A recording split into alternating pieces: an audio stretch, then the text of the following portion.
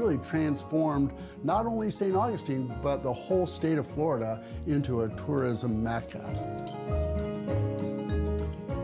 Located on the first floor of our inn is a living room, which we call our common room.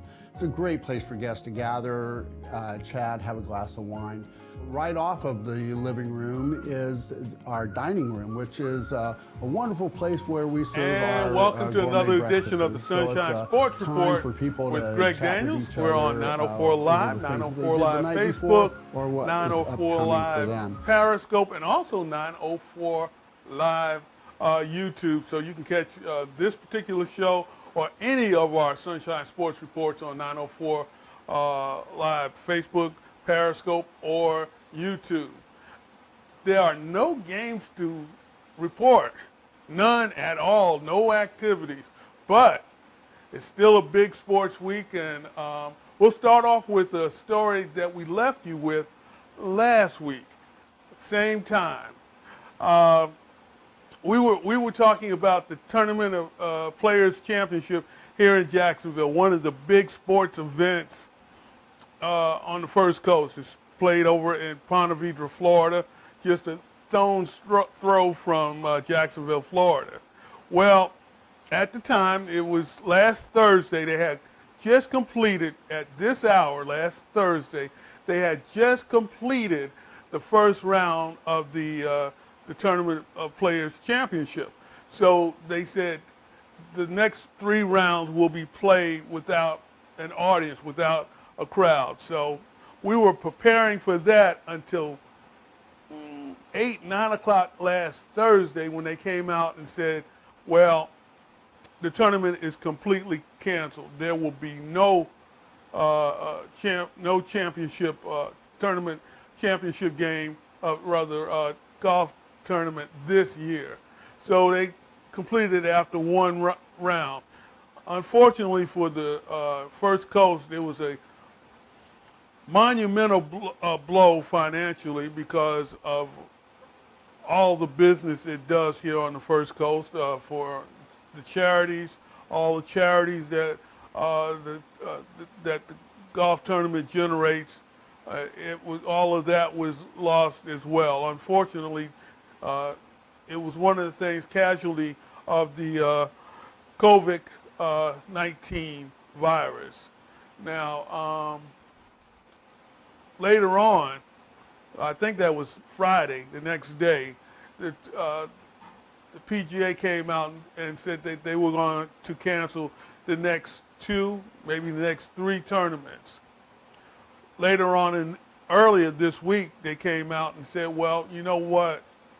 We're probably going to just kill the whole month and not have anything. And the Masters chimed in and said, well, we're done. We're not going to have our regular April tournament. We're just going to postpone it. Now, everything else has been canceled as far as the PGA is concerned. Everything has been canceled except for the Masters. It's only been postponed. And I did some digging into it, and actually a local sports radio show kind of tipped me off to it, that Augusta National Golf Club is actually a fall to spring club. The activities actually take place from October through May. So really the Masters is the capping off of the Augusta National Golf Club's season. So by them canceling in April, there was no way that they were going to come back and play in May or June or July or August, because the golf club is closed then, or at least the golf course is closed. They don't open back up again until October. Now, it's been mentioned that they'll come back in October and they will play the tournament. And that's cool because now you'll have the Masters in October. But here's a problem, though. They are partners with CBS Sports. And CBS Sports, you know, if everything goes as planned, we'll be having on Saturday the SEC football, Saturday afternoons. That's their big deal. And on Sunday, it's the NFL. So either your local team will be playing or it'll be one of the other national teams to play. So what do? Well, the Masters, if you remember, the Masters really didn't start broadcasting the entire tournament until recently. You could only get a Saturday or a Sunday afternoon television coverage of the Masters, live anyway, because I remember CBS, what they would do was at 12 o'clock, they would have a show from the Masters. They would show the highlights from, say, like Thursday's highlights, they would show at 12 midnight. Friday's highlights, 12 midnight. Even Saturday's highlights. Because remember, you didn't get to see the morning session of the Masters. So maybe that's what they'll do. Or now that they have cable, CBS has a cable outlet, CBS Sports, or True TV or TNT, they could maybe put it on one of those networks for that particular weekend. So the Masters, if they come back, you can expect them to come back in October when the club opens. So no more golf until maybe October. Big story, though, is the NFL. And this is the latest I got, just maybe 2-3 hours old. The Saints head coach, Sean Payton, reported to ESPN that he has the coronavirus, and he said he was feeling poorly the past weekend, and on Monday he was able to get a test, and the results came in, and he tested positive. So now, there's no wonder now that all the NFL, the NBA, Major League Baseball has canceled everything, and in fact, the workouts or the clubhouses and stuff are all closed because of it. And the coronavirus is really wreaking havoc in sports as well as it is throughout the nation and throughout the world, really. So Sean Payton, once again, has reported that he too suffers from the coronavirus. But the big story in the NFL is Tom Brady. Tom Brady crossed up everybody from New England. Everybody thought Tom was coming back to New England because that's where his football roots are. 20 years, 6 Super Bowls, I believe 9 Super Bowl appearances, all kinds of all-pro accolades, the winningest, one of the winningest quarterbacks in the history of the NFL. Everybody thought he was going to retire as a Patriot. As it turns out, not at all. What he decided to do was to take his talents, not to South Beach, but over to the west coast of Florida. He is now, or soon will be, a Tampa Bay Buck. The reason why he hasn't signed yet is because of, once again, the coronavirus. He has to wait and have a physical done before being able to sign the contract. And he's up in New York apparently, and it's going to be a doctor that both are who's neutral to the situation that will do the examination. Tampa Bay agreed upon a doctor, and Tom also agreed upon him. So once that's done, you can expect Tom Brady to be a Tampa Bay Buck. Don't look for a news conference anytime soon, though, not until this whole situation is over. And that leaves the question of what does New England do? New England now, do they need a quarterback, or are they happy with what they got? I mean, they drafted Jarrett Stidham last season, last draft. Do they now bring in a Cam Newton? Do they bring in a Jameis Winston? Do they bring in a Joe Flacco? Or do they just stick with Jarrett Stidham? Because Tom is gone. Tom is gone down to Tampa to play with O.J. Howard, with Mike Evans, with Chris Godwin, and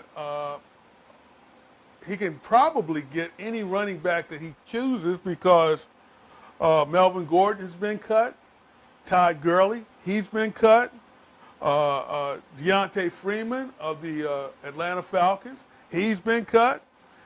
His old running mate Dion Lewis, he's been cut. So they can add one of those players to the mix down in Tampa Bay. They're going to have one of the strongest offensive teams in the league. The question is Tom going over that cliff, as Max Kellerman has mentioned many times? I say he's probably got one more good year in him left. And Tampa Bay, as far defensively, they're ranked 5th in a lot of the metrics.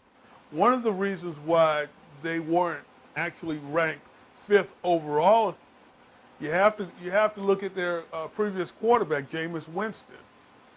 Although he threw for more than 30 touchdowns, 33 to be exact, he also threw for 30 interceptions. Some of them his fault, some of them maybe not his fault. But the fact of the matter is, a lot of those interceptions put the defense in a bad situation. So Bruce Arians decided maybe it's time to move on from Jameis and bring in a Tom Brady. Some say the greatest quarterback of all time. You make the call. So Tom Brady is now, or at least soon will be, a Tampa Bay Buck. Now, this brings to mind now what does happen to Jameis Winston. Since Las Vegas is out, they're going to stick with Derek Carr. Tennessee is out. They're going to keep Tannehill. In fact, they signed Tannehill to a big 5-year contract, rather 4-year contract. Carolina is open, but it was open. Teddy Bridgewater went up there. New Orleans, well, Drew Brees decided to come back for at least one more year. So where do they go? Is it New England? Is it Denver? Probably not. The Broncos, they like their young quarterback. What about the LA Chargers? Look for the Chargers to make a splash in drafting one of the top young quarterbacks coming out in the draft. And they have Tyrod Taylor on the roster, and I think they'll probably stick with Tyrod until whoever the young quarterback is that they draft comes around. So it's kind of like the musical chairs going around and round, and then the music stops, and there's very few places to land. I was thinking about it earlier today, and there's not a whole lot of places for as far as starting quarterback open, because most teams either have a good young quarterback or a veteran quarterback, and there are several veteran quarterbacks without jobs. We mentioned Jameis Winston. We mentioned Cam Newton. Andy Dalton, although still under contract at Cincinnati, don't expect Andy Dalton to stay in Cincinnati, because Cincinnati has the first pick, and they've pretty much already said that they're going to draft a quarterback.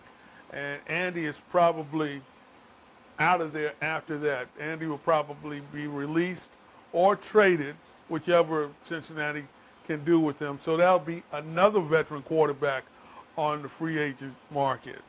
So it's a it used to be, well, finding a starting quarterback is the hardest thing in the world. Maybe not, because if a guy who throws 33 touchdowns can't find a starting job, then they must have quite a few good players. So free agency, we'll talk a little bit more about it. But let's talk about, since this is 904 Live and the Sunshine Sports Report, and we are based out of Jacksonville, Florida, we'll talk about our home team, the Jacksonville Jaguars. Now, right after the season in December, late December, early January, I was perplexed. After the season, Tom Coughlin was gone.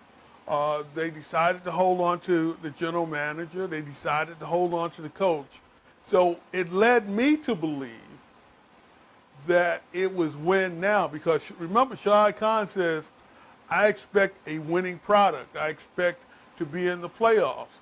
So I'm thinking, well, what do the Jaguars need to add as far as free agents are concerned? What do they need to do in the draft? What's their pressing need?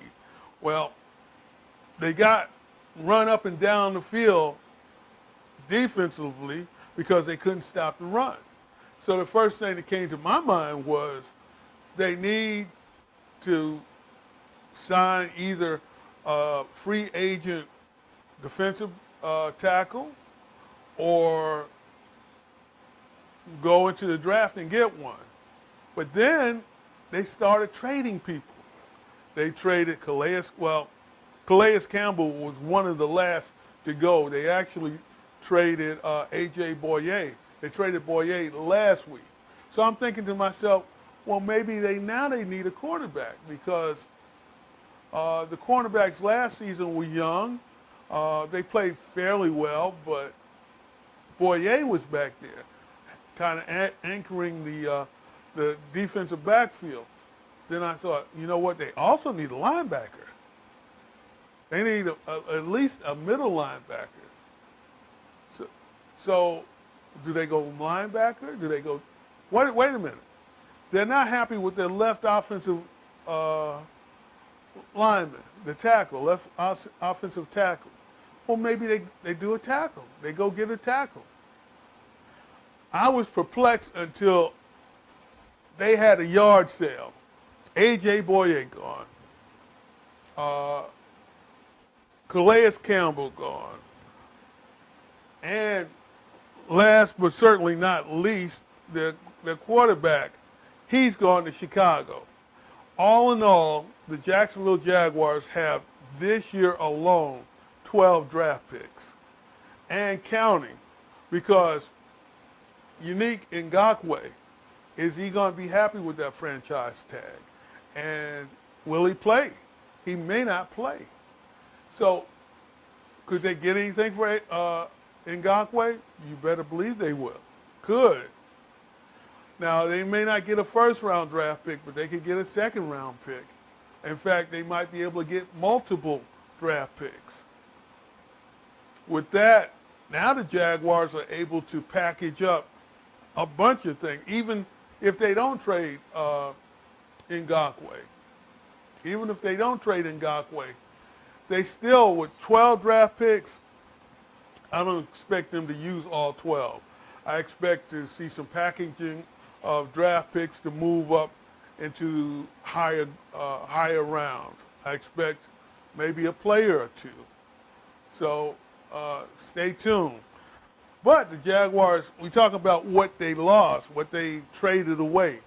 There were several players that they signed, including Ngakoue, to contracts, and one of them was was a linebacker, Joe Scobert from Cleveland. Scobert played in Cleveland for 5 years, I believe, and he led Cleveland in tackles several years. He also led the league in tackling one season. So here's a video of Joe, the Jaguars' new middle linebacker. Coach already said that they're moving Miles Jack back outside. So Scobert should be in the middle. Now, we're not sure how many linebackers are going to run. We don't know if they're going to run the 3-4 or the 4-3. But whatever they run, expect Scobert to be in the middle and Miles Jack on the outside somewhere. And I was talking earlier, and Scobert kind of reminds me of Paul Peluzny.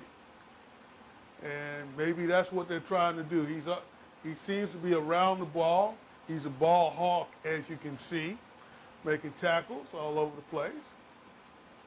So it looks like the Jaguars have addressed that linebacker position that I was questioning. Now, with Calais Campbell being traded, now they needed a replacement for Calais.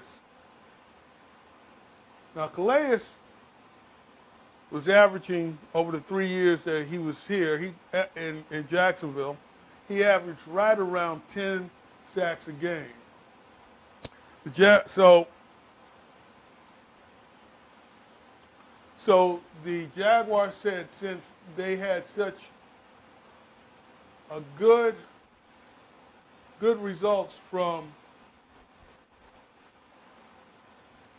Calais coming from Arizona, they decided, well, we might go back to Arizona and see if we can get another defensive lineman, defensive end. And they came up with Rodney Gunther. Rodney Gunther here, as you can see, big fella. He stands 6'5", 305 pounds. One of the things that they were able to do with Calais was they were able to play him all over the line, from defensive end, inside tackle, nose tackle, and he got to the quarterback. While Gunther is a big defensive end, he's not really the sack master that Calais was for the Jaguars. He's a run stopper, as you can see, one of the bigger guys on the field. And he's holding up the tackle, making sure that the tackle doesn't make a hole for the running back. In other words, he clogs up, takes up space. He clogs up the middle, coming from a defensive end. And maybe that's kind of what the Jaguars needed, is someone to clog up that middle and clog up and keep the tackles from making holes. So Larry Fitzgerald sneaks in there, Hall of Famer. And the Jaguars weren't finished, because they went out and they decided that they needed someone to take the place of A.J. Boye. Now, so they went out and they got Darqueze Dennard from, and Darqueze, he is a cornerback who played for Denver. Actually, Cincinnati, I'm sorry. He played for Cincinnati. And he's played several positions. He played nickel. He also was played in the slot. Oh, there we go. He played in the slot. He also was on the outside. Now, Denard was a first-round draft pick. Big problem with him has been injury. So he hadn't been able to play up to that first-round draft pick status as of yet. With a fresh start here in Jacksonville, maybe, just maybe, this is what he needs to get started here. He also, one of the things that he doesn't do or hasn't done very well is interception. It looks like he plays the run well. It looks like he's a pretty good cover. And a couple of plays where he's turning the ball over. Like I say, he's played 5 years and has like 10 interceptions, which is not a whole lot for your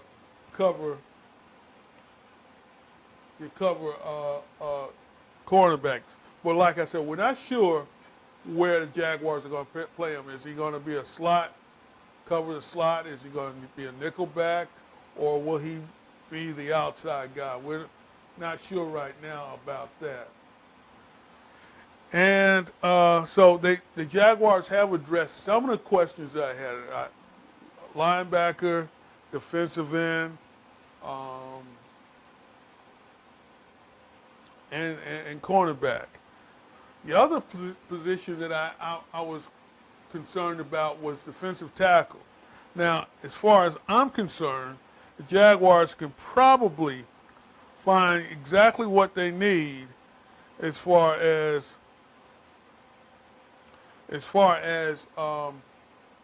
defensive tackles in the draft. And coming out of Auburn is a young man by the name of Derek Brown. Now, the Jaguars' first pick is number 9 in the draft.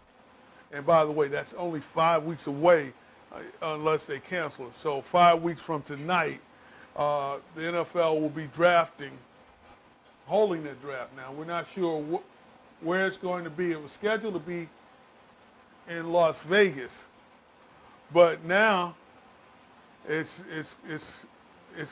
going to probably be just like in the old days where the commissioner or the owner of the team will get on the phone and call whichever player they drafted and say, "Congratulations, you are now a Jacksonville Jaguar." Because I don't see them having their draft in Las Vegas the way they had it last year in Nashville because of once again the coronavirus. So once that's done, I'm a proponent of always drafting an offensive lineman. Now, whether it depends on the situation. If you have a pretty solid offensive line, middle round, you draft an offensive lineman, middle round, whether it be a guard or whether it be a tackle or whether it be a center or all three. Maybe you draft one of each in every round. However, if you are lacking on the offensive line, then that offensive lineman you draft earlier in the round. Now, a lot of people say that, well, from year to year, it's not as strong as the next year. And that's true. But you draft for need then. If you need an offensive lineman, you draft an offensive lineman in the first round. So the Jaguars are, I think, will probably wind up drafting at least one lineman in the first round or the second round, at least one.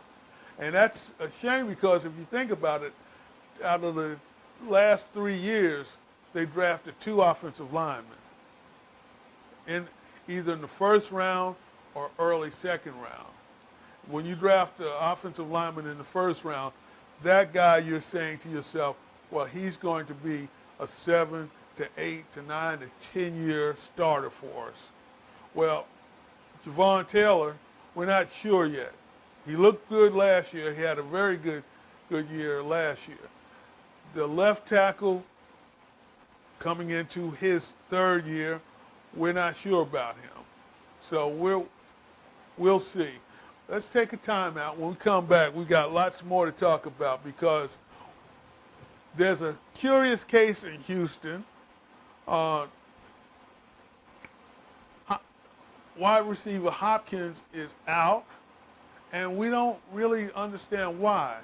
Well, we understand why, but what we don't figure is why, when he left, he got so little in return.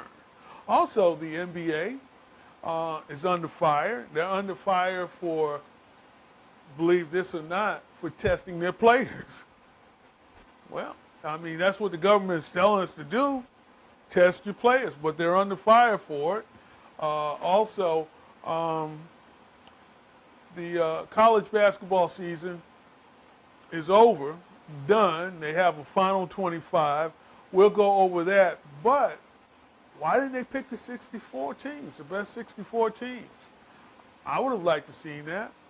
This is the Sunshine Sports Report on 904 Live.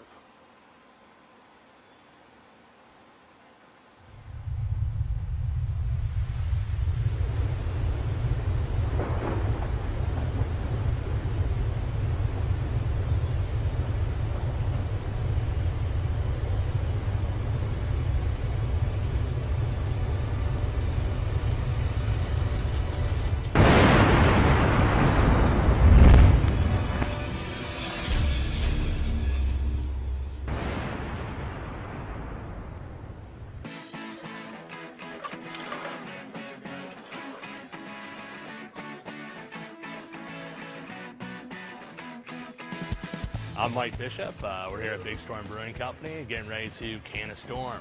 We're going to be canning our Arcus IPA today. We start harvesting the cans over here to go into our pre-rinser to make sure we have nice clean cans. Once we have that, we move it into our work table here, start collecting the cans, get ready for actual loading into the machine. Here we're filling them 3 heads at a time. So the cans fill, move over, come through and get steamed up. Checking the level real quick here. Pack tech them together, finish 6 packs. You got our pallet of cases behind you there. There we go, canning a storm.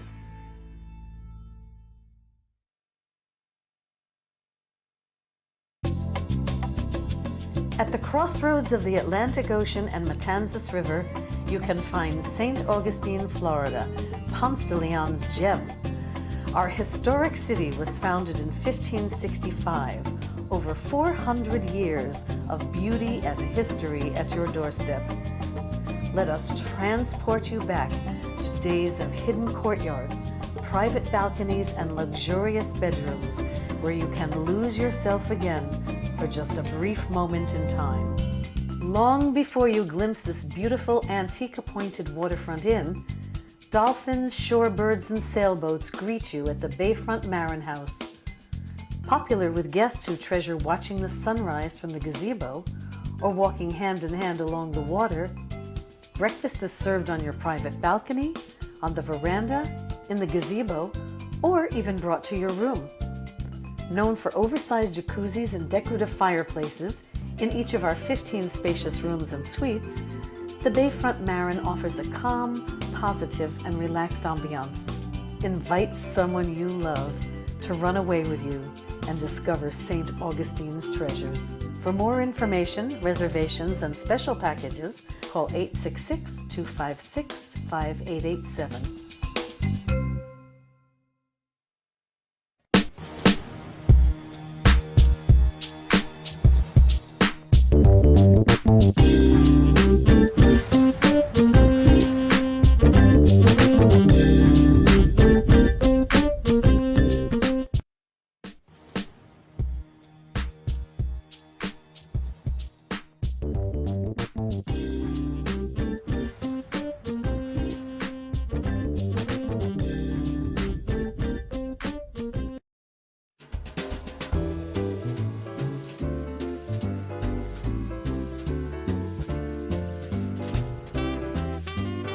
Welcome to San Sebastian Winery.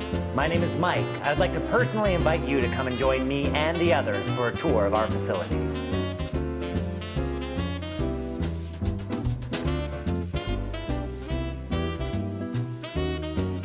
The tasting starts with a tour where we witness a video and then walk through our facility here and then come down to the tasting counter to taste 7 to 8 different wines. Our job here at the winery is to show them a good time, also educate them no matter what their knowledge level is about wine. We always enjoy having them leave here with a little bit more than they came. When we've concluded the tasting, we talk about taking some time to go through the store, go through the shop, look at the wine accessories that we have, decanters, glasses, Venturis, aerators. It's a wonderful experience. We have one aspect of the building that is extremely special. It holds the barrels that hold our fortified dessert line of port, and it is a beauty. It's a young ruby port, and we're very proud of it. We limit our tours to about 25 people for a reason. We do not want big, gigantic tours where you feel like you're just one of many. I believe the best part of the tour is at the tasting counter, where we have a little bit more personal interaction with our customers. I love to sit around, talk about good wine and how it's made, where it comes from, all of those good things. And I enjoy sharing that with my guests here at the winery also. Thank you so much for joining us this afternoon. For more information, please feel free to peruse the rest of the site or call 904-826-1594. Thank you very much, and come by and enjoy a taste of history.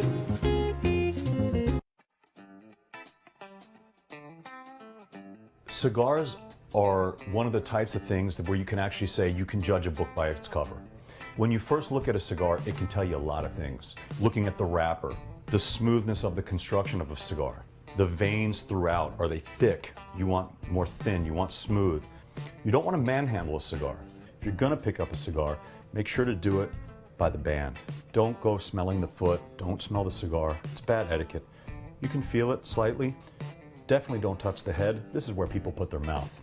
As a tobacconist, when someone comes in, I want to know the strength of the cigar that they want. They want something strong, they want something spicy, they want something more smooth. So flavor's a big point. Also the ring gauge, the size. It's called a vitola. As far as ring gauge of a cigar, the flavor of a cigar, a lot of it can come from the wrapper, but a lot of it also comes from the filler and the binder. The larger gauge of a cigar, the less the wrapper will be profiled, because the ratio of the filler and binder is larger than the wrapper. If you're into tasting more of the inside of that cigar, you want to go maybe with a larger gauge. It's also going to give you more smoke. How long do you have to smoke? Do you have 45 minutes? Do you have 2 hours? That can be something else. Just because a cigar is higher priced does not necessarily mean it's a better cigar.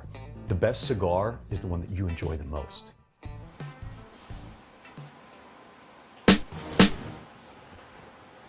And welcome back to the Sunshine Sports Report on 904 Live. So far this evening, we've talked about Tom Brady. We've also mentioned that Nick Foles has been traded from the Jaguars to the Chicago Bears. Nick Foles will probably fight for that job as starting quarterback with the Bears against Mitch Trubisky.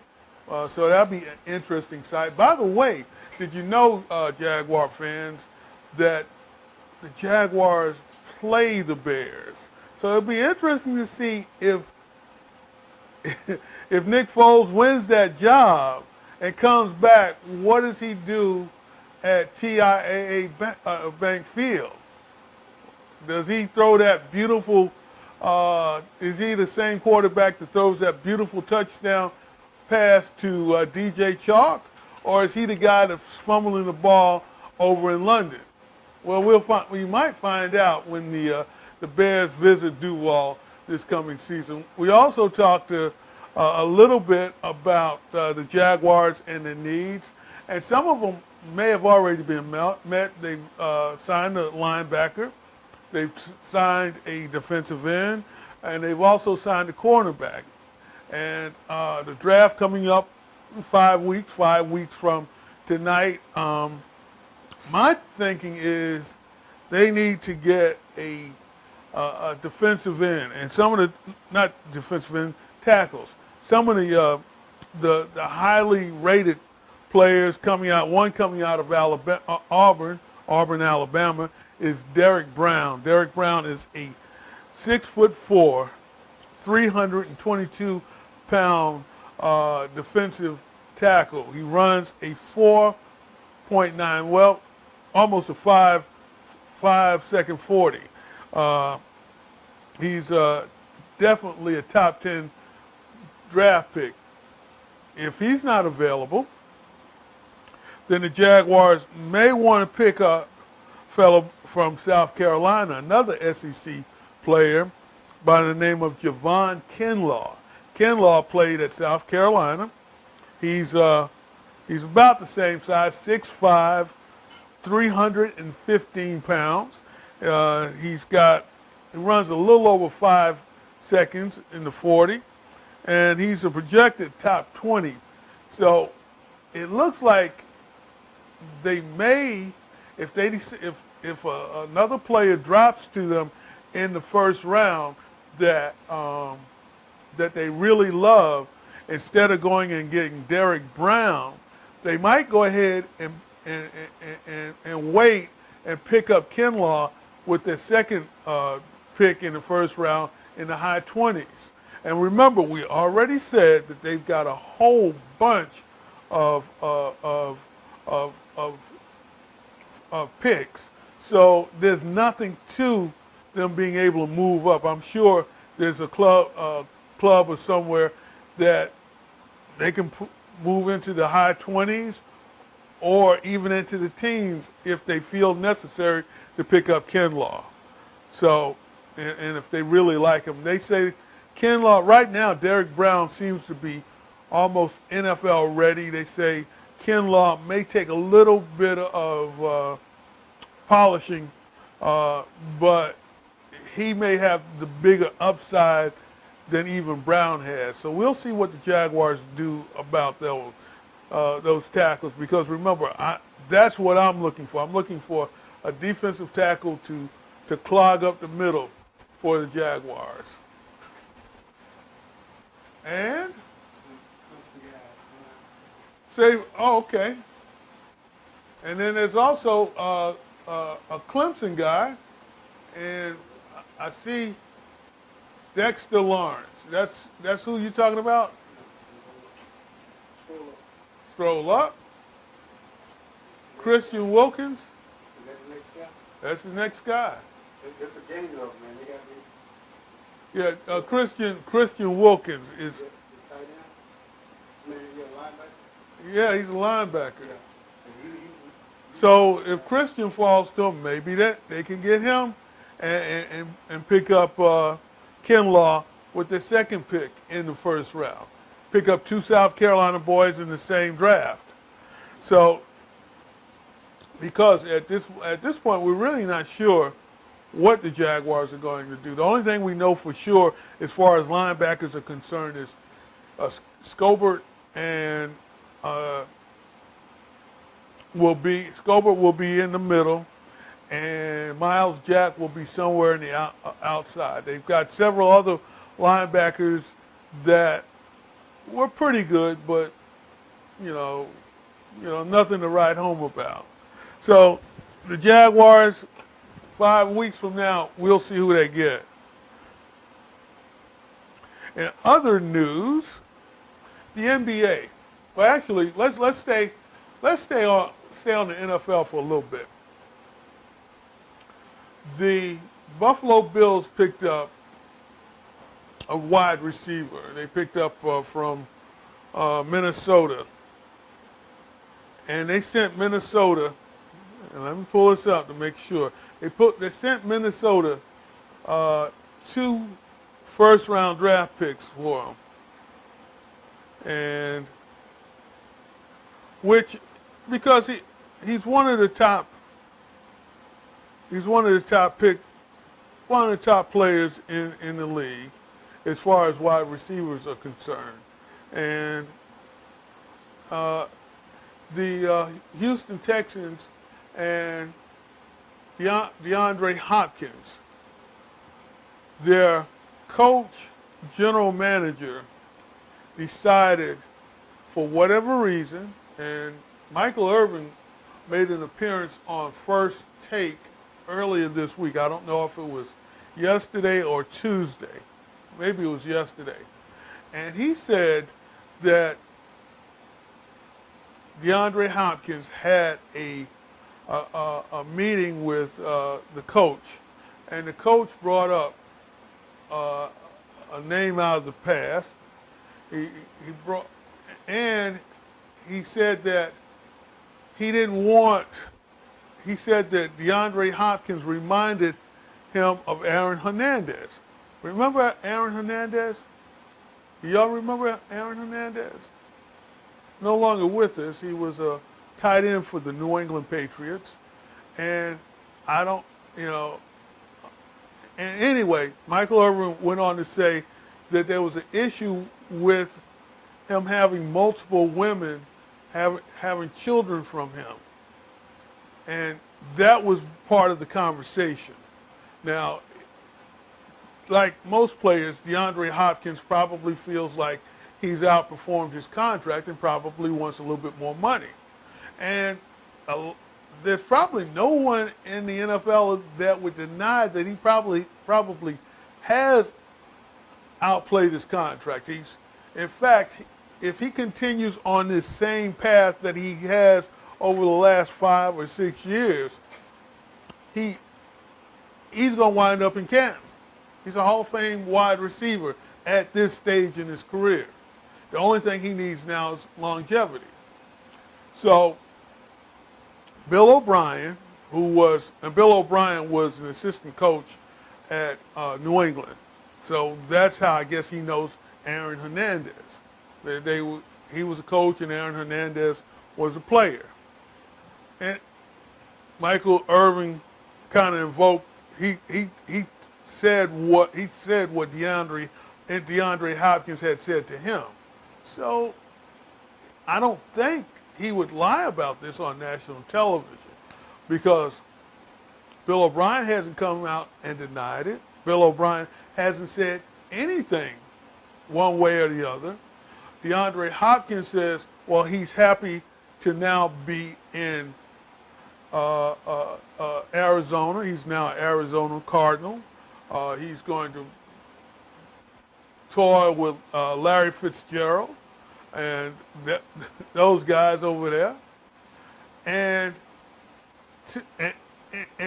this is what is baffling to me, and maybe to you too.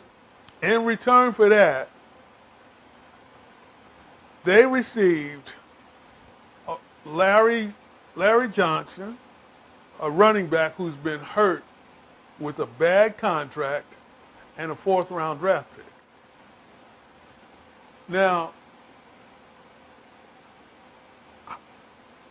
to me, I think when you trade Larry Johnson by himself would have garnered you a 4th-round draft pick. If you just sent Larry Johnson over there by himself to any other team, let alone you get one of the top 3 wide receivers in all of football back. The way Michael Irvin described it was, and I think it's apropos, they traded DeAndre Hopkins for a ham sandwich. So, and Diggs, Stephon Diggs, they sent a couple of 1st-round draft picks. Now, I'm not saying that Stephon Diggs isn't deserving of that. And for Buffalo, he will fit right in. I can see Buffalo parting with 1 or 2 1st-round draft picks because Buffalo is very close. They're close. They're close to the Super Bowl. Very, especially now that Tom Brady is no longer in, well, he's no longer in the conference, let alone the division. I can see that, but I cannot see how in the world Bill O'Brien would take on a bad contract and just a 4th-round draft pick for DeAndre Hopkins. I don't see it. And I don't see how the owner would have allowed that trade. But anyway, we were talking about DeAndre Hopkins. He came out on social media and said that he's happy to be an Arizona Cardinal. He loved his time in Houston. Bill O'Brien was a great guy to learn from. Now he's going to experience his new experience in Arizona. In other words, he took the high road. It sounded like to me was they wanted to get him out of Houston fast and in a hurry. And they didn't care how they sent him out. They didn't care what they got from him. The only thing that they wanted was him not to be in the same division or, excuse me, not even in the same conference. I don't know if Houston and Arizona play one another next year, but if they do, look for DeAndre Hopkins to torch him. Look, or whenever they play, because what they say, something in the milk ain't clean. Something in the milk wasn't clean. So that's a head scratcher there. That really, I can't get. That was the surprise of the week. Not Tom Brady for me going to Tampa Bay, because I could see that. I could see him also going to the LA Chargers. The big thing about coming to Florida, by the way, is there's no sales tax. Now, if you go to California, they'll tax you out the yin-yang. But here in Florida, no sales tax. So I know that had to be very enticing. Now, the NBA, their commissioner has got to be one of the best commissioners in sports. He seems to be ahead of the curve on a lot of things. He seems to know almost instinctually how to do the right thing, because it was the NBA that pretty much stopped all sports activities within 3 days of the NBA saying that they weren't going to continue playing, that they were going to postpone the season. All the other sports and leagues decided to follow suit, because remember, they were going to play the NCAA tournament with no one in the stadium. They were going to do that. In fact, one of the conferences, they played a half of basketball. But after it seemed like they were tone deaf, they stopped it. So baseball, they followed suit. Now baseball, they said they would start back in March. Now they have an indefinite time to start. Now, the virus, once again, is another issue in the NBA. Not only did the Utah Jazz players come up positive, not only did the Detroit Pistons player, who the Jazz had played the night before, come up positive, so did some Brooklyn Nets. They New Jersey, now they're the Brooklyn Nets. 4 players are positive for the coronavirus. One of them is Kevin Garnett, and Garnett doesn't even play on. He's not even on the court. Now, New York is one of the highest, have one of the highest infection rates in the country. So, and soon it may be in the world, but 4 of them tested positive. And I had mentioned earlier that the mayor of New York City, Bill de Blasio, was upset because I guess the 4 net players, in fact, the whole net team was tested. Well, Adam Silver came back and said, hey, look, this is what our government is telling us to do. Whenever we suspect that someone is infected and fits the criteria, then we're going to test them. And that's what they did. Now, if there's anyone to blame for and de Blasio actually came back and said, well, that shows privilege. That shows wealth and privilege. And that may be true too, but that's not Adam Silver's fault, nor the players' fault.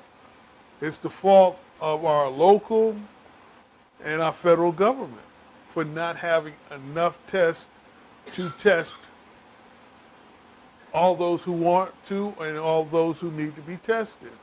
So as a result, there are at least 7 known players in the NBA that have tested positive for the virus. Now, there's a couple of players, a couple of coaches in college basketball that have also tested positive. So it's a good thing that they did indeed cancel the NCAA tournament, because we really don't want the virus to infect any more people than it already will. Now, congratulations to all the players and all the teams that finished in the top 25 of the college basketball poll. The AP came out with their last poll just a couple of days ago, I believe it was. And my question is, if you can come up with the best 25 teams, why couldn't you have a selection Sunday like you normally have? I mean, you could have had video chat or whatever to determine who they were. But the top 5 were Kansas, Gonzaga, Dayton, Florida State, and Baylor. So congratulations to those. It looks like the top, it was well represented, because the top 5 had the Big 12, the WCC, the A10, the Atlantic 10, the ACC, the Big 12. So 2 Big 12 teams, and they did it fairly, I think. So congratulations to them, and I'm just sorry that the other 60 teams could not hear their names called like they normally do. Until next week, y'all stay safe, stay hunkered in, and we'll talk to you again on the Sunshine Sports Report.